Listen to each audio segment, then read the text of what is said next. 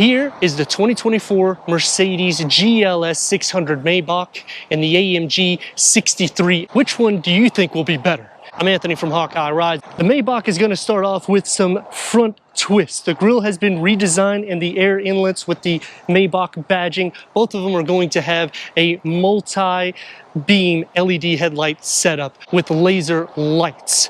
The major difference really is that AMG 63 grille that stands out a little bit more prominent. This is going to be a little bit more luxurious. Both you can configure the ride height. And new this year for the Maybach, you can get 23-inch wheels. These things are massive. These are 22-inch wheels. This is a two-tone also, which is over $18,000. Both with the obsidian black, but that one has the rubellite red metallic. And on the AMG, we have 22-inch wheels also. This is going to be more sporty style, but what's housed underneath the hood is what's special. Because on the Maybach, you're going to be losing over 50 horsepower opposed to this. That's at 550 horsepower with that bi-turbo 4.0 liter V8, but this is peaked out 603 horsepower, 538 pound-feet of torque for the Maybach.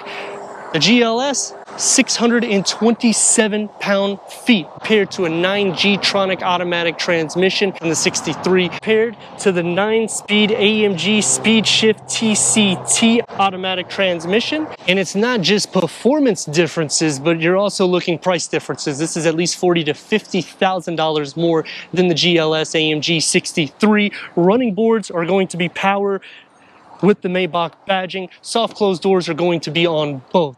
So luxury or performance, but you're getting a mixture of both when you go into the Maybach, whereas when you go into the 63, it's derived for sport then luxury. And you can also tell that from the side profile because everything's blacked out. You're not going to get the power running boards, and the fenders will not flare out as much because it's a little bit of a fly underneath the radar on the side, whereas the Maybach is more in your face. Both will be the square back, just this is going to house a little bit more of an exhaust tune. I kind of like how everything's blacked out. If I did the Maybach, I personally would do a chrome delete. I kind of wish that they offered a coupe for the Maybach only because you can only option it as a 4 or 5 seater, whereas this one you can get a third row variant. Power liftgate and kick to open. Going inside the cargo, it is going to sit up, but that's not a problem because you can lower the suspension right here, in which it'll make the loading process a lot easier for you. Underneath the floor, gets the tools. Look at all the goodies that you get with this vehicle. These are all pillows for the back seats. Maybach badging, Burmaster sound system. Whereas on the GLS 63, you're getting 17 or over 17 cubic feet of storage behind the third row. We have a spare tire, which it's gonna look weird with those upgraded wheels.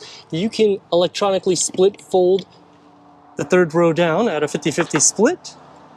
It's going to increase the cargo to a little bit more than the actual Maybach and do the same thing for the captain seats, which is an upgrade.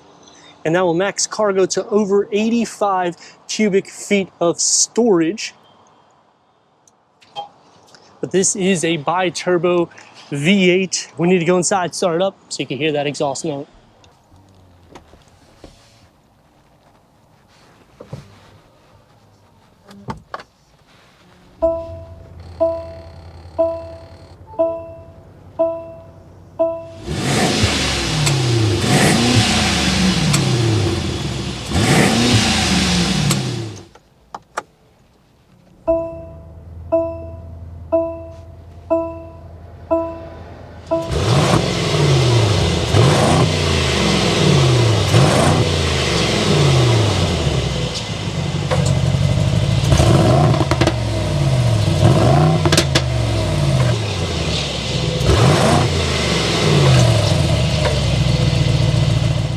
Maybach kick plates, running boards, and stainless steel pedals, Napa leather, power seat adjustment for the driver, passenger, memory, heated, ventilated, massage, and this is a new quilted design for the year.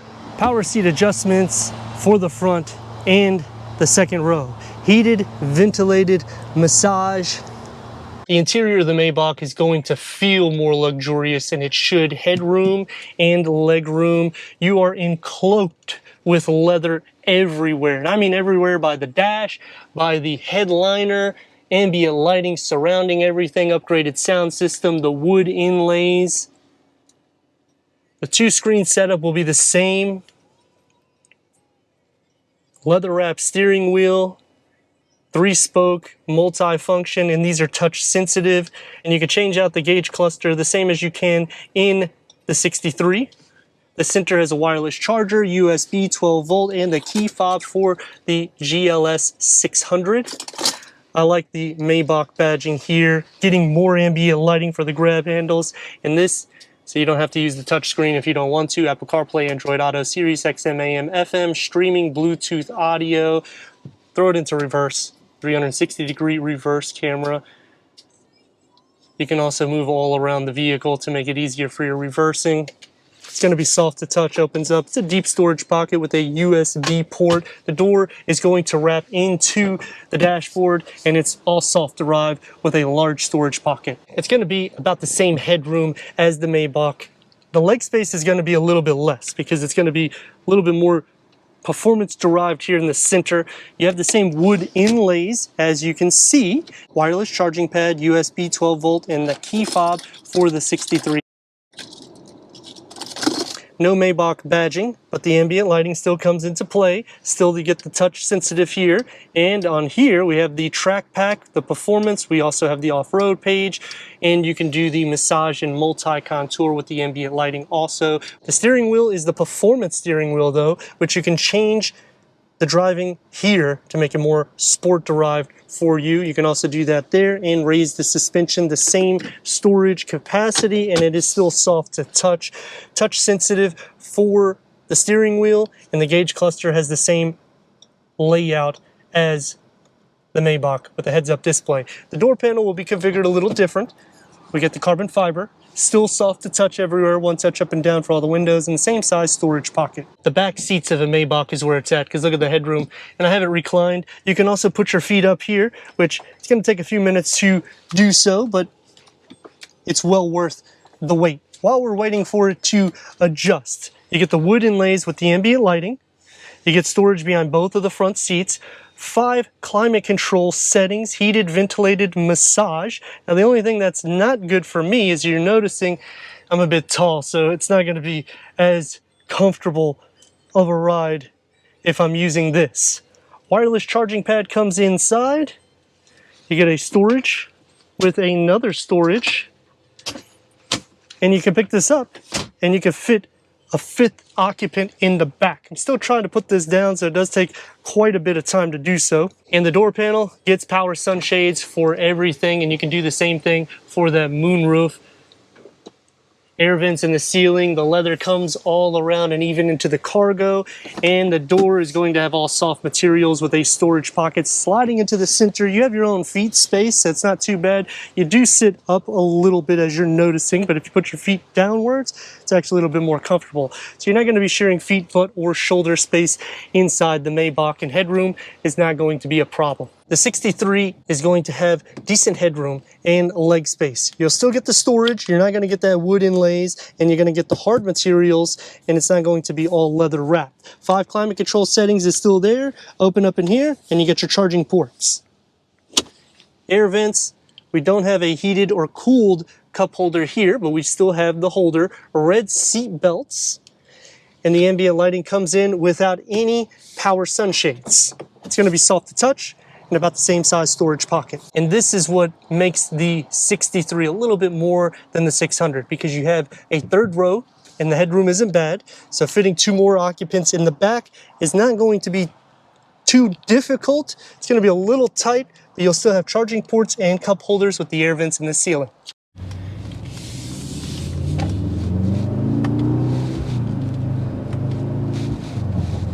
It's just a smooth driving vehicle.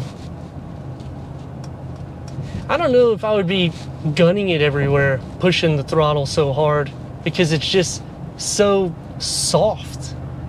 You're expecting to get a lot of power out of it, in which you do, and getting up on the highway, I mean, bi-turbo, 9G Tronic. It's fast, it's precise. even at higher speeds, it's still quiet. This is a box on wheels. So when I'm considering the package that I'm getting, it is superior in its class level. Considering anything that's going to be comparable will start escalating the price quite a bit more. Now, I'm not a huge fan of some of the options in this, and now you're going to see the difference in the 63. The suspension's different, the transmission's different. You're getting more horsepower because this is at 603 and 627 pound-feet of torque. It's crazy that we still have this as an example. I'm going to stop right here so you can really see it unleashed.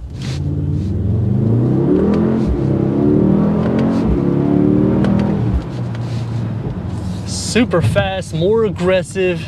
You feel like you're in a sports car that's lifted up, and you still get the luxury, whereas on the GLS 600, and here we go.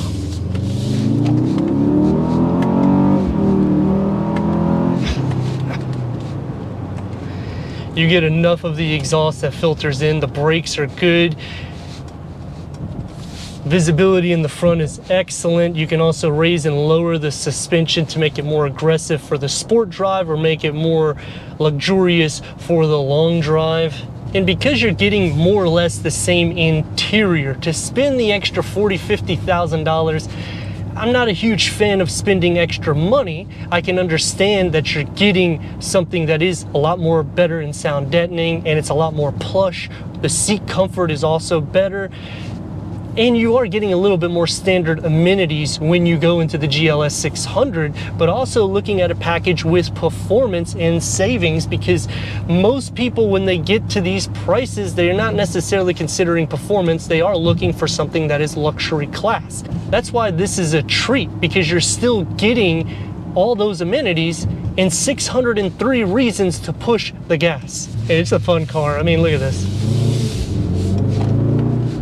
Just hitting 2-3 RPMs, you're gonna still have fun. It pushes you back immense. If you just wanna unleash it. The exhaust is really where it's at, because it gives you that fun to drive and a smile on your face all the time.